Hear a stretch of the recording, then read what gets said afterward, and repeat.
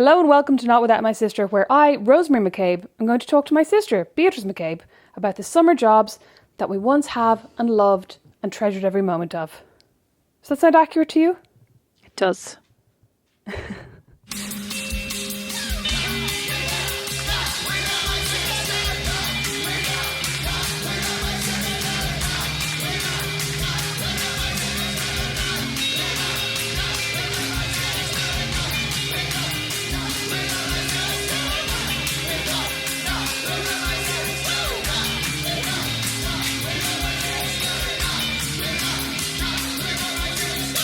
So, would you like to start, seeing as you had a summer job way before me because you're much older than I am? I was trying to think what my first summer job was, actually. It's probably babysitting, but then I think I had a summer job down in the garden centre down the road from me. Yeah, I think it was the garden centre. I mean, I don't think babysitting counts because it was never really a full-time summer job. You know what I mean? Fine. Then, Rosemary, it was working in the garden centre down the road, down the bottom of the hill. I used to go down on my bike, and then at lunch and at the end of the day, obviously, I would cycle home, and the hill was the killer hill. And that was actually home at lunch. Yeah. The hill, I'd be wrecked. Yeah, and that was actually the worst part of the entire job, was going home for lunch. I don't know why it never occurred to me to bring lunch. Oh, you probably wanted to get away though. You know, you kind of want a break. Oh, I mean, I can't go back that far into the trappings of that teenage mind, preteen mind, to tell you that. I'm wondering if I had to leave at lunch, like if it closed up or whatever. Anyway, what I used to do was I would stand beside a massive mound of peat moss. Peat moss? Peat? Yeah, compost. Moss. No, not moss. Potting compost? Potting soil. Exactly. And I would put it into tiny little, can't even remember the word. Yeah, thanks. And then I would have trays of tiny little saplings and I would transplant them, and I got paid per sapling. So the faster I could transplant, the more I got paid. So I literally, brutal. Yeah, I literally was at the speed of light moving these little saplings into their tiny potting compost pots. And anytime the owner would come around to chat, he was so nice, and I was so resentful because I was like, this is at least 15 cents or 15 pennies at the time that I'm losing. And one time, how much did you get paid per pot? I can't remember. But it was pretty good. Like at the end of the week, I definitely was delighted with what I earned. And God bless him, he was so nice to me. And I used to go down. I was the only person working there. It was just me and him for the first 3 or 4 years. I did it for like multiple years, you know, and he was so nice. I did it for the whole summer. And I used to just listen to the radio. I loved listening to the radio. Joe Duffy, all the others, like whatever his name is, right? I would listen to, your mate, Joe Duffy. And what's the other guy who's Marty Whelan? Yeah, who used to be on at lunchtime. And I'd be listening to they'd call in and they'd have their, you know, I'm the 42nd listener. Yay! And I would be like, don't get distracted. Keep potting. And I remember one time I felt really dizzy, but like, again, highly competitively didn't want to lose out on any of these pots. Anyway, I said to my boss, I was like, I'm feeling a bit lightheaded. And he goes, oh, okay, well, let me know if you don't feel well. And he was so nice. He would drive me home, you know, some evenings and stuff. So nice. I was like, I don't feel very well. And next thing you know, I woke up, discovered, like, I was picked up. He picked me out of the potting compost. I had fainted. I do not remember this. Face first into the potting compost.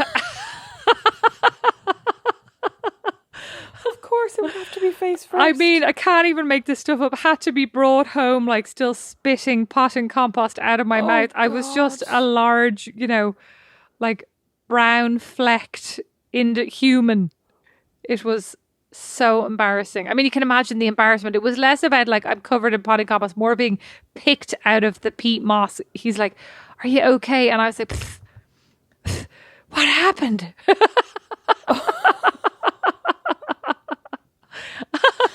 What did happen? Did you just get like too hot and you weren't drinking enough water? Yeah, I think I just got overheated. I couldn't take very many sips of water, Rosemary. That costs money. Time is money. Oh, good point. Time is money, yeah, honest to God. So I mean, I was lost a lot of weight every one of those summers because I could not pause for a snack. This was not like your average summer job where you're like, what can I do now to kill time between 11 and 12? This was like, keep going like a robot as fast as possible. And there was nobody to be chatting with or flirting with. What was happening with all these saplings? Because like it wasn't a garden centre you could drop into. Sure, it wasn't. No, he Was he sold them supplying on other garden yeah, centres, he like? sold them on wholesale. So he would then come and pick up these trays of the repotted saplings and put them back into the tunnels. You know? Oh yeah, okay. Yeah. God, I actually remember, and you know what's funny? Like I remember seeing you with that like kind of assembly line of pots and compost, and I was like in my head, I was like, she must have been doing more than that. That's just how I remember it. No, literally, that's all I did for the entire summer for at least 4 years. I mean, I think it, gave me a lot of discipline. That actually sounds nice though, because my first summer job was working in Spar, where I viciously made people sandwiches, like viciously made them horrible sandwiches if they were rude to me. Most of the time you made nice sandwiches, right? Yeah. Listen, like I prided myself. I also prided myself on inventing. I used to do a chicken fillet roll that you'd then microwave. So you'd fill it with like, you'd love this now, mayonnaise. No, now I'm getting ready to get sick. Mayonnaise, breaded chicken, grated cheese, and lettuce. And then you'd put it in the microwave. And weirdly, the mayonnaise and the lettuce and the grated cheese, even though you think these things shouldn't be microwaved, they actually were delicious.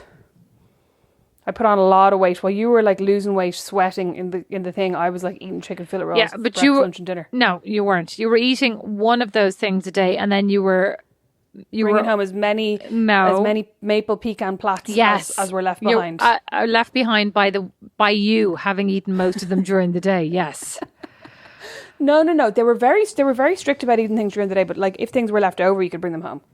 You had to pay for them if you ate them during the day. Oh. I very much resented that. Oh my! But yeah, God. I actually really liked working in Spar. I think it was because I never really had to work on the floor, because I hated the odd day where they'd be like, "Can you go and like stock the shelves?" I'm like, ugh. Why'd you hate that? No, I don't know, because I liked being on the deli or on the till where you could just chat to people, but I didn't like the actual like bending over and picking things up and putting them up, and I didn't like the physical part of it. Yeah, but it's funny because I think I'd hate it. I'd be the opposite. I'd love just like I actually think what I liked about that summer job about potting plants is exactly what I like about wallpapering. That it is the kind of robotic, like... It was this really sort of... It's not so much that it's mindless. It's more that there's a concentration that needs to happen that doesn't allow for other thoughts, and it doesn't... there's no moment when you're like, oh, what'll I do now? I'm bored. Because you're like, keep going. And there's sort of a real rigor. And it's the same with wallpapering. Like you can't... It's not like there's any moment where you're thinking to yourself, oh, the wallpaper's just going to hang itself. There won't be a bubble. Great. Yeah. Every single thing you do. Yes. Rhythm. And then they say that's when the feeling of Zen actually happens. It's when you're concentrating to a level. It's meditative. Yeah, exactly. And I think I really did enjoy it. I found it, I never felt like, even now when I think about it, it's weird to me that I spent like 3 or even maybe 4 summers working in this place for 3 months by myself and never thought, I wish I was, I was probably underage. I know I was underage to be working in general. So, but like I was delighted for the fact that I had a job. But like, it never occurred to me I should be at home relaxing. I should be, like I was only about 12, 13, no, I must have been 13. I think it was 14 you could work. 13 or 14, yeah. I think it was 14 that legally you could work. And I know I was the year below that. So it's like first year. Yeah, it was like first year in school, right? But like, why was I not just thinking to myself, I'll hang out at home? I mean, what would I have been doing? Like nothing, mindless chatting to mom. No offense, crying mom. into your Jane Austen. Exactly. I actually just realised I worked the year I was 13, so I was 14 when I started in Spar, because that was the legal age where you could work like a certain number of hours and not like during the week if you were at school, blah blah blah. But the year that I was 13, I worked in the golf club down the road. I was just about to ask if you, I don't think you were 13 because you had to be old enough to work in the golf club. You were legal. No. It was illegal because we got paid in cash, and I remember a friend of mine worked there too, and we were both underage to work. Like we were. Well, that's funny because I feel like mom and dad always talk about the fact that I worked before it was legal to work, like, and you didn't, and they always compare this as like a work ethic sort of thing. That's kind of interesting to me. They do not. They absolutely do. You can bring that up with them at a later date. I will bring that up with them, those bastards. I was actually about to say to you, have you ever worked in did you ever work in a restaurant or a golf club? So you did. So what did you do in the golf club? I worked in the golf club. Did you pick up balls? I served food. I was allowed to serve drink, but I wasn't allowed to pour the drink. You know what I mean? So like we'd get the drinks from the bar. Or little did they know you were drinking in the fields. Only the odd time. Not like... Were you at that age? You weren't at that age. Were you age 13? No, you weren't. 14, I think. No, were you? I think at 14, I had my very first and probably one of my only drinking in a field experiences where we were come upon by the guards. So unfortunate. Yeah, who were basically like, what were you doing? Have you been drinking? And then I think they called mum and dad. Like, we didn't get arrested, but they just called them to pick us up. Of course you didn't get. Can you actually imagine poor guards? Like, okay, defund the police, etc. Right? But like, can you imagine? Okay, but can you imagine being a guard? Like, you don't join the guards to break up gangs of 14-year-old Egypts drinking in a field. Can you imagine? It'd be like, okay, Rosemary, Beatrice, you guys are on like a field drinking duty tonight. She'd be like, really? Do I have to? Like, seriously? Like, give me the torch. It's fucking Egypt's got to go down now and like shine a flashlight and hope nobody has their hands down anybody's pants. Can you imagine? Oh, I'd say there's no like field duty. I'd say it's just somebody calls to go, there are young fellas in the field behind me drinking. You know what I mean? I'd say someone has to call and then they have to go, oh, you go, John. I'm not going. I did that last week. Why, John? You go, Susan. Why are you so sexist? Because, well, they were men, but I was there. You don't remember actually their gender. Oh, I remember them well. John and Kevin. Absolute Egypt. Guard the John and guard the Kevin. Shut up. Okay, so you were field drinking and also working in a bar, but not drinking in the bar, drinking in the field. No. Working in the golf club and absolutely hating it. Oh, I was about to say, why did you not stay there for longer? Why did you hate it? Oh, I hated it. That's what's put me off golfers. I mean, and like other things. But I found everybody really rude, really dismissive. I remember one day I had to serve the captain's table because somebody, like usually I would just be working in the bar serving like sandwiches, right? And then one night there was this fancy dinner and one of the other waitstaff hadn't turned up or something. So they were like, you're going to have to serve. And I'd never served the captain's table before. Like, I also had no idea of any of this stuff. Basically, when you serve the captain's table, you're supposed to serve the captain first. Oh, Rosemary, I know. And then you serve the lady captain, and then you serve the vice captain or whatever. And sure, I didn't. I just went in and was like, I'll serve whoever's closest. So do you know what? Do you know what? I actually blame mom and dad here for this. Again, you'll be surprised to hear. So I actually have always said to you, I don't think I need to go to therapy. I have nothing to talk about. But now I'm like, I think I need to go to therapy and just complain about my mom and dad. Because when I worked in the golf club, age 15, I had to go and serve the lady captain and the captain's table. And I just remember, like, they kept saying to me, like, it's the lady captain. And I was like, so what? And they were like, that's the captain's table. And I'm like, good for him. And they kept saying to me, like, you have to serve her first. And I was like, okay. But then when I went up to the table and they were all acting like obnoxious, 40-something-year-olds all acting like absolute twats with this 15-year-old server. And I had you can imagine, like 72 plates balanced on each arm because I'd been taught, like, and, you're serving this with the fish tongs and this with this. And they're like, that's the lady captain. I was like, you feel like going like, congratulations. Like, I'm happy for you, But I just remember obviously our parents are socialists, even though dad thinks he's a libertarian, he's obviously a socialist. And I just remember going back into the like kitchen and going like, such nonsense, right? And the chef was raging, which was the beginning potentially of his absolute hatred for me. And I remember one time, this may have been accidental. It was accidental, but in fact, it seemed non-accidental after the fact. I was obsessed with the cheesecakes, right? Because they were these massive cheesecakes on a big silver platter. They delivered the desserts. Yeah. My mouth's actually starting to water. Hold on. They delivered the desserts like once a day or whatever, like a couple of days a week, and they'd like bring them into the walk-in freezer downstairs. And I was always like, how can I cut a slice of this cheesecake and eat it? Because like, there's no way you can scoop with a fork a piece of cheesecake. Do you know what I mean? And this was not the most, I don't know why, I feel like it was off season. It was not the most active golf club I've ever been to in my life. And now that I think about it as well, like I need to tell this to my kids. I used to get a bus to a certain point and then I had to walk 2.5 miles to the golf club to do my job. And 2.5 miles back. I'm like, you know what? Like, God bless me. I should add, like, I had no shoes to this story to make it really, really, really convincing to my children. Pockets. Yeah, exactly. Except it was the summer. Anyway, one time I got trapped in the downstairs freezer by accident, right? Like the walk-in freezer. And I was banging on the door and I was banging and banging and banging. And then I remember going like, there's loads of cheesecakes in here. Right? But the worst part was I was so afraid to eat them. So I was in the freezer for about 2 hours, right? And then I started to get really panicked and I was like, oh yeah, no, I'm not 2 hours? There was me, the chef, and one other busboy. I was doing everything at this point. Somebody quit and I was like scraping the carrots. It's where I learned to scrape carrots back and forth into the, like, it's how you peel a carrot is much more efficient if you do it back and forth, right? Look at me. Look at my wrist. Yeah, like this.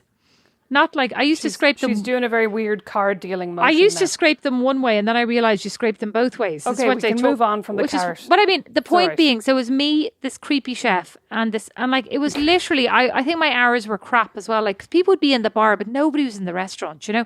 Yeah. And I was downstairs, and I was banging on the door, and I was screaming, and then I was like, "Oh my god, it's cheesecake here!" I was like, "The cheesecake wants me to eat it." Like I was really in a panic to get out of here. Finally, the chef comes down, opens the door, and he's like, "Where the fuck were you?" You're like, "Obviously I was in the freezer. I don't even know why you're asking me this question. I've obviously been here. You just opened the door and found me, you know?" And he's like, "Fucking idiot. Get out of the fucking freezer." And I get it. And then later that day, 2 pieces of cheesecake were missing. And I swear to God, it was nothing to do with me. Your eyes. It was nothing to do with me. And I got blamed for it, and they docked them from my wages, but it genuinely wasn't me. You should have eaten that. You should have eaten one. I should have eaten at Might least as well 2. be hanged for 3 slices as 2 now. I know, Rosemary. I didn't eat any cheesecake because I was so afraid. But what I'm saying is you should have eaten at least 1 slice, because if you were going to have to pay for 2, you may as well have had to pay for 3. I believe you didn't eat the first. Well, I 2. hate to break it to you, I wasn't actually a seer. I couldn't see into the future. So had I of knowing, as they say, I would have eaten at least 5 pieces and gotten charged for them. Well, sorry. Can I just get back to my important day at the captain's table? Back to you. Sorry. Back to me. So I walked in, served whoever. Everybody went completely quiet, completely silent, just stared at me. They're so I'm like, "Who's your Juan?" Something's happened. And then this one man who had a kind of a nice face went, "You're supposed to serve the captain first." But then the captain didn't want the plate that had already been put in front of someone else. So I had to bring that back to the kitchen, right? So then I come back for the second time, and I'm obviously in a flap, drop a plate of food on the floor. Not a single person reacted. They all literally looked away like, "Oh, this is embarrassing." Well, sorry, like, what are you going to do if somebody drops a plate in a restaurant? Do you jump up to help them? I feel like if they were a child, if they were a 13-year-old child, I probably would. Rosemary, you didn't look 13. Your boobs were pretty big. You probably looked 16. No, you definitely... No. Revolting. No, you definitely look 13. But no, you don't. Like, if a waiter drops something, you just go, "Oh, so awful." But, like, you think that it's okay for them to drop it. Do you know what I mean? Because, like, people drop shit. Yeah, well, I basically got in so much trouble then, because it was literally just like, "What are you playing?" But you don't know that, right? Like, you know what I mean? If, like, you don't know that behind the scenes, like, somebody's getting berated for this. Because, like, if people drop stuff now, I just go, "Oh, bless them." Go on. Oh, embarrassing. Anyway, that was like, I just remember being absolutely mortified, and them all giving me absolute filthies the whole time. And that was just like my experience at the golf club. It was like they were all, nobody was ever particularly nice. Nobody tipped, like, at all. Oh, well, it's Ireland. Nobody tipped at all. I remember once I went out to serve, right, and I came back into the kitchen, I was like, "Oh, your man who ordered like a chicken sandwich no longer wants chicken. He wants chicken without mayonnaise." And the chef picked up all the sandwiches in his hands and just flung them at me, at my head, right? And they all hit me, just to be clear. I was just about to say, did they hit you? Oh, they all hit me. And I was expecting you with the reflexes of a cat to have dodged them. Thank you. And I just remember, I was so upset. Like, it was so upsetting because I too was only a mere slip of a child, a mere solid of a child. And I just remember like going like, "Who even does this?" And then I just was like, "I'm quitting," and I quit. Oh, good. Not in that moment, but that evening I quit. Like I should have, of course, just said I quit. That's a much better reason to quit than when you quit Max Mara because they told you to take out your lip ring. Oh my God, that wasn't the real reason I quit. I quit because the day was so.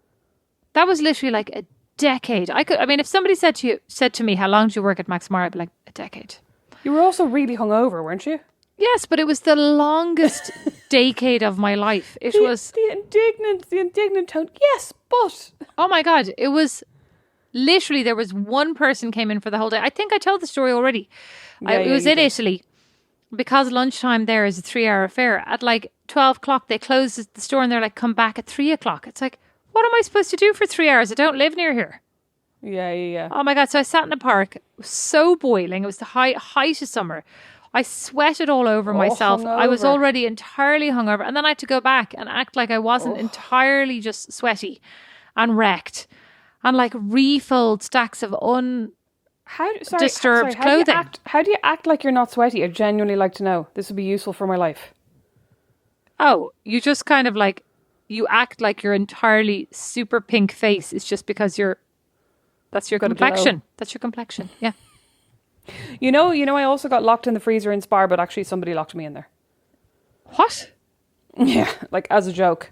And I basically, having no sense of humour whatsoever, nearly had a panic attack, started crying my head off, and my tears practically froze on my face. And then when they finally unlocked it, I fell out the door because I was so like literally tripped out the door. So I was in such a panic. I was like, that is not funny. I was probably only in there for about 5 minutes. Bless. Why did they lock you in there? I think I was probably really annoying. You were too hot. No, I was probably really annoying. Oh yeah, no doubt. But like also hot. They were probably like, this one keeps trying to sell her microwaved chicken sandwiches to people. We just need to get rid of her for a while. They're probably like, this place smelled great before this one arrived. And now she's throwing chicken and cheese with mayonnaise in the microwave all the time. And I don't want to work here anymore because it stinks. Oh, it was delicious. I'd love a chicken roll right now. It sounds absolutely disgusting. After those jobs, then I worked in tattoo in the Stephen's Green Centre, which I absolutely loved. You loved that. You loved telling people what to do. Oh, I didn't tell people what to do when I was in tattoo. What to wear. Oh, yeah.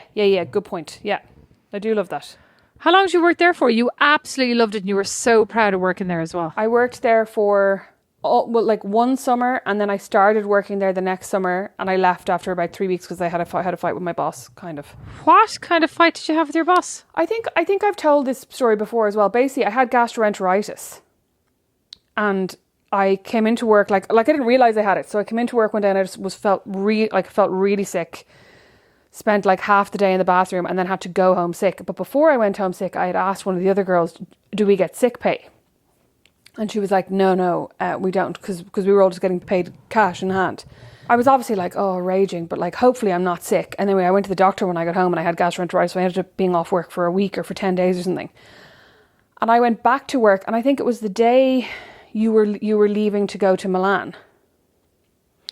You were moving, and so, or it was the day before, and that was the day that I was back to work after being sick. And I remember going in, and my boss basically took me aside and was like, "Such and such told me you were asking if you get paid sick pay, and I find that very convenient that you were then off sick." And I was like, "But she told me I don't get paid sick pay, so it's very inconvenient." She was like, "That just seems very suspicious to me." And I was like, I have a doctor's note. Like, I've literally been like on the loo for about a week. Like, I was really, really unwell. She was basically just accusing me of lying. And I was also like, I think at the time I was like, if I was lying, why would I come back to work the day my sister is moving to Milan? I would have just come back like in 3 days' time and spent... Sounds convenient to me. And I'm also wondering why you did go back the day your sister was moving to Milan. Why didn't you care enough about your sister to continue to fake this sickness? Well, so then basically she was like, like, I don't think you should work here anymore. This can be your last day. Like on this very day that I got back. And then at lunchtime that day, the shop was really, really quiet. So she was like, "I'm going to send Lucy home," or whatever, because we're really quiet. And I was like, "Well, can I just go home?" And I don't know why I didn't just go, "You know what, I'm just leaving." Because I was like 15, you know what I mean? So I didn't, or 16. But I remember being raging because I was like, I could go and hang out with you and like, you're leaving tomorrow morning. And she sent the other one home and I had to work my full day. And then she gave me my whatever 50 quid and was like, "Goodbye." We could have been really good friends if you'd done that. That would have changed the trajectory of our relationship. What an absolute weapon, though, all the same. People are thick. I know. And I remember even being like, "What?" When she was like, "It's very convenient that you asked if you get sick pay." And I was like, but the answer was no. So like, me being off sick then is not convenient because I didn't get paid for the last 2 weeks. Do you know what I mean? It made no sense to me. Bless. I think she just was like, I liked this one last year and now she's too big for her boots. Probably maybe she was not incorrect. What other summer jobs have you had? I think that's it. I think that was like, because I think that was probably 5th year. I don't think I had one. Well, like after 6th year then I went and got a job I worked in Urban Outfitters, and then I worked in Zara, and then I worked in the civil service because I took a year out between 6th year and when I went to college. And I think I worked in tattoo in like the summer after 5th year and the summer after 4th year. And then I think 3rd year and 2nd year were Spar, like 3rd and 2nd were Spar / maybe the golf club. I'm not really sure. Then when I was in college, I worked in Chivago. I worked in the music shop in Galway, like part-time while I was at college. And the cheese shop. The cheese shop. And the cheese shop. I remember that. That's the best job ever. I love everyone in the cheese shop. We got delicious free sandwiches and we got to eat as much cheese as we wanted. I was just thinking about the commonalities between the jobs that you enjoyed. They were a lot like customer facing and, you didn't really enjoy the ones where you were more, not so customer facing, but like, more isolated and I'm literally like, I'm the polar opposite. I loved the ones where I was working by myself, with myself. I hated the ones where I had group responsibility or like outward focus, because I'm thinking I hated working in that golf club. I loved working in the garden centre. I also had a job, and I mean, this is where I'm like the massivest, nerd, maybe, where somehow, I'm not quite sure how, but somehow I managed to get the keys to the school so that I could paint the school during the summer holidays. I'm not sure how. I mean, mural, no less. You obviously saw Sister Act and you were like, I know what this school needs. Oh no, it wasn't just the mural. Like we painted all the actual rooms. Like we painted the school. Yeah. Like we painted the school like actual painters. Oh God. Yeah, and I'm just going like, I don't know how this happened, but like there's an entrepreneurial spirit, which is what Mother likes to call it. But I'm actually like, I think it was more like people avoidance spirit. Like if I can be in charge and do my own thing and not have to talk to other people, I'm in. And but it was you and a few of your friends, wasn't it? It wasn't just you on your own. No, it was me and a few of my friends, but I feel like I was the one who organized it, which is not super surprising. Like I think there was I think you were. I think there was, to your point, there was a mural that got painted, and then I was like, do you know what the rest of the school could do with the paint? And then the teacher said, well, we do pay people to paint it during the summer. And I said, why don't you pay us? And I'm sure they were like, grand job, like probably way discounted rate. They paid for the paints, etc. And then we charged an hourly rate, and we cycled over every morning, which was... I was going to say, didn't you cycle from our house to the school? We cycled, which was like on the Nace Dual Carriageway, like whatever, 6 or 7 miles. Was it 6 or 7 miles? Yeah, about that. 6, 7 miles every day. How long did it take you? Like 30 minutes or something? Yeah, not that long. Like, we got used to it. Like, I'm thinking now it was a grand job. Had our helmets on. And then spent the whole day painting, and then cycled home and did that for 2 summers in a row, I think. Oh. But like we all loved it. We rocked up. We brought our ghetto blasters. We really did. We listened to all the music. We sang our heads off. We had a great time. We were all in choir together. We loved it. Absolute nerds. Oh my God, we absolutely loved it. We had a great time. And then we were like, everything was this lemon yellow colour, Oh, yeah. That lasted until my day in school, I think. Yeah, well, I'm sure they were like, we're not repainting everything. Yellow theme, lemon yellow, everything. I just can't imagine. I feel like in the summers, did not want to step my foot through those doors in the summer. You know what I mean? I was like, I don't want to see that school now until September. Yeah, but I don't think it even occurred to us. We were all just delighted. We felt like very grown up. We were earning, our own. We were in charge of. I think that's actually the interesting part, is that nobody supervised us. Like, I think that was the interesting part about the school. It's just like, here's the key, in you go. Like, it was very trusting. That's how you know you are like the ultimate teacher's pets. Like, there's probably no other students in that school that they'd be like, sure, give them the keys for the entire summer, John, they'll be grand. Like, but you guys, they're like, listen, these girls wouldn't know what to rob. It wouldn't even occur to them. They'd be like, anything they're going to put up on the blackboard will be extremely polite. Yeah, or they'll be like writing up their favourite Jane Austen quotes. We would have been. We would have been in the rooms going like, that's not the correct answer to that math question. Erase that. No, you'd actually be putting up like Shakespeare quotes on the board in calligraphy to inspire the next generation, the next year. Shall I compare thee to a summer's day? Thou art more lovely and more temperate. Rough winds do shake the darling buds of May. That summer's is an incredibly annoying voice. Hath all too short to date.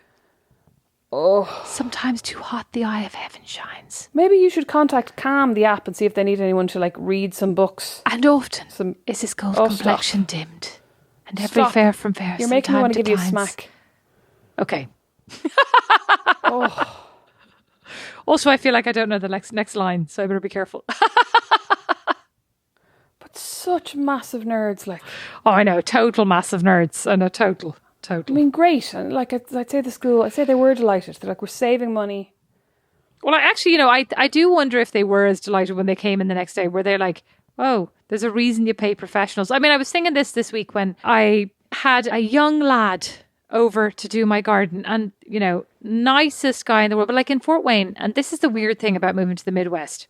Like, you live in New York, you live in Dallas, right? you live in Milan, you live in Paris. If you want something done, you call somebody and they come and they do it. If you want something done in Fort Wayne, you call somebody and they say, oh, sorry, we're booked up until 2052. And you go, oh, I just want this small area like that leaked. I just want that painted. Oh, I'm sorry, we're booked up. So you call around, you call 20 places and they're like, oh, sorry, we really can't do it till like 2025. And you go, and this is like a common complaint. This is not just me being a weirdo. Like in the office, everyone who is not from Fort Wayne is like, how do you get anything done around here? And like, it also isn't confined to any one industry. Oh, no, no. Anything. Any kind of odd jobs or gardening, even like not so odd painting, jobs. Plumbing, lighting, anything around. Pool fixing, anything home related. Like, and it's not just, oh, it's a pandemic and everyone's busy or unavailable. It's like, since I arrived here 6 years ago, anytime you want, I'd like to have some stuff done in my garden. Yeah, well, you know what? Like, you're actually not asking for an Olympian swimming pool to be put in, and it's not going to be $400,000. It's not really worth our while. And you're like, how does anybody have a business? I honestly think there's a full, amazing business to be had here, just doing normal things for people. Anyway, so yeah, but I mean, I also think it's because there's like 6 good places to do like all these different things, and they're all booked up. Do you know what I mean? That everyone's like, oh, there's only like 6 guys who do that, and they're all booked. No. There's like 1 million guys to do these things and they're all booked. And like even the bad places are all booked. But like I do wonder if maybe they were... So anyway, had this guy come over. Really nice teenage guy, basically the equivalent of myself doing the school painting, right? Did a great job. My back garden looks extremely tidy, I'd have to say. Tidy being the operative word. Very trim. And he ripped up every single plant that I was in love with, right? He just ripped up my lilac bush that I just planted. He ripped up all types of things. But... to be fair, I came home and Don was like, oh my God, I'm so worried. He's like, I went out to pick up the kids. I went to pick them up from school. When I came back, everything was ripped up. And I'm like, but you know what? Like, to be fair to him, it looks great, right? I obviously wish that my lilac bush was not ripped out also, but he also pulled up all my sage plants. He pulled out all my cosmos, all my zinnias, all my everythings. Anything that was not tidy looking is gone, right? And that basically encompasses everything in my garden. Okay, we'll get over that, right? But it's interesting because I wonder, like, so anyway, I said to Tom, but you get what you pay for. Like, and I don't mean that flippantly. Like, I think he did a very good job considering he's an 18-year-old who was asked to do a garden. You know, he's done a very nice job. And I'm trying to, like, reconcile the loss of my plants. Also, I'm just like, great, you did a good job. I was never going to make it look this good. Looks good. It looks very good, yeah. Yeah. But all my plants are still dumped somewhere in a dumpster, which is very distressing. Anyway, I said to Tom, well, you get what you pay for. Like, and I didn't mean that. It's like, because I said to Tom, it's not that I'm not willing to pay for the professional. I cannot find a professional, right?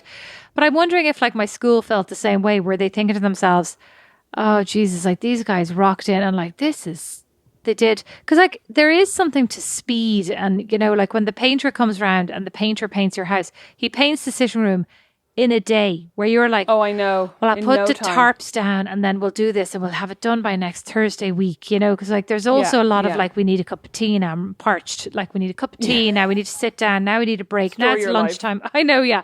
Well, when Julie and I used to live together, we would joke because she would like to make the tea and pour the wine and I would like to do the painting and put the furniture together, right? We were a perfect team, but she was so intuitive, which is probably every 5 minutes. Would you like a cup of tea? Is it time for the wine? And I'd be like, yes. I was always like, yes. Oh my God, now I feel bad because today Brandon and I put together the baby's dresser, and by Brandon and I mean Brandon. I know, I was upset about that. Why? Because I asked you to do it? Yes. And then behind... you weren't able to. Now you're isolating. I know, but behind my back you had Brandon do it. You're not having this baby for another 42 days, as you pointed out to me. I know, but I'm freaked. I'm just like, you're not freaked. You're not freaked. You're not freaked. You were just like, this is a great romantic opportunity to do something with Brandon. That's fine. I am allowed to feel my feelings. I am freaked. That's my truth. You literally said to Mom and Dad today you weren't freaked. Yeah, because I'm trying to make them feel better. Don't annoy me right now. Go on. Go on. Anyway, you handed... I was just going to say... You handed Brandon the stem screws and then you said what? I said nothing. It didn't occur to me to make him a cup of tea or do anything. I just sat there. What? You did nothing at all from not even a glass of water? No, I just sat on my little chubby arse and went, I think you're doing that wrong. That's not straight. Useless. I tell you now, he'd be good at like Summer of Odd Jobs. Well, do you know, all the same though, to be quite honest, now I feel like we're two very different personalities, even though recently you said we are very alike. We're not. Two very different personalities. And here's a tip for people, kids, teenagers looking for their summer jobs. Think about what you most enjoy and least enjoy, like in life. Rosemary likes to be around people. She has always loved customer-facing jobs. Yeah, I love hearing people's stories. Yeah, not so much. I like those zen moments, like wallpaper hanging and like painting, and those moments where you zone out and get to just have all these moments thoughts. where you zone out and face plant into the potting soil. So embarrassing. Memories. So we'd love to know about your summer jobs. I'd particularly like to know if people have had like terrible summer jobs. Oh yeah, I'd love to know that too. Just for like entertainment's value.